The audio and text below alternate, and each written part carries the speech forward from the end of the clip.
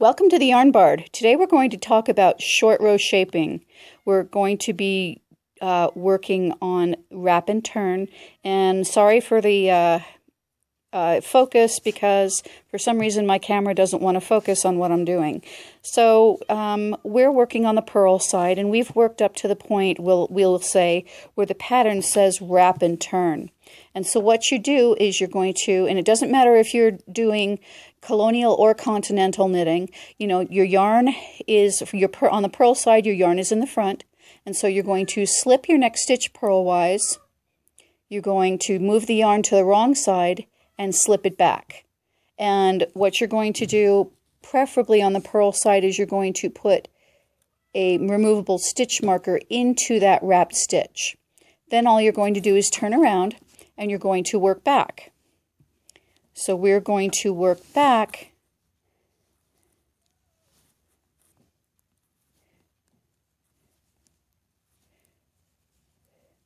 to the end of this row. And then when we turn around again and we reach the point where our wrap is, what we're going to do is we're going to examine this wrap. So now we have reached the wrapped stitch. Okay? What we have here is a double bar around this stitch. We have an elongated bar, which is the wrap, and a short bar, which is actually the purl stitch. So what we're going to do is we're going to take that stitch that was wrapped and its wrap, and we're going to move them into such a position that we can knit them together. Now this is a good time to take out your stitch marker and, work them together, not knit them together, because we're on the purl side, we're going to purl them together. And that's all there is to it. Now the mechanism is exactly the same for the knit or the purl side. So let's go get to the knit side and I'll show you what I mean. Give us just a moment.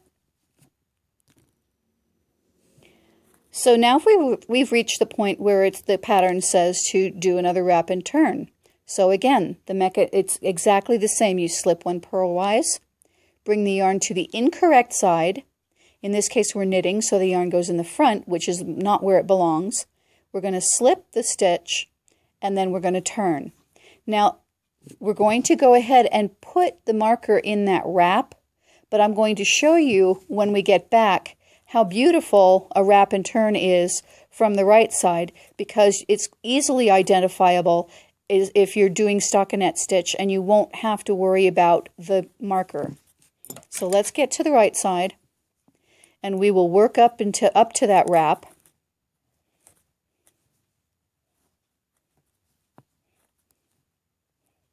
Okay, now here we are just about at the wrap. If you can see, this is a standard knit stitch. It has its attendant collar with its parent stitch on it. Sorry, it's really hard to focus on here. But here we have the wrap, and it almost looks like a purl stitch, if you can see it. Let's see if we can focus in on that. There, that's better.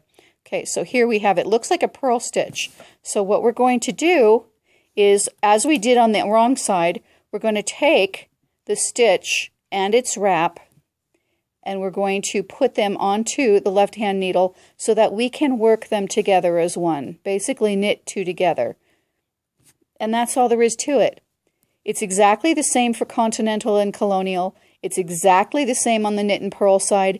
The only difference is that on the purl side it's hard to identify them.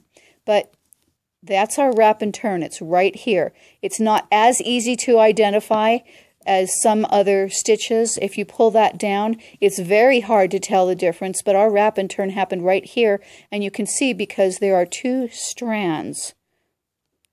This strand right here and this strand right here, and that's where our wrap happened, and so it becomes almost invisible, and that is the wrap and turn technique. Thank you for watching the Yarn Bard. Have a great day.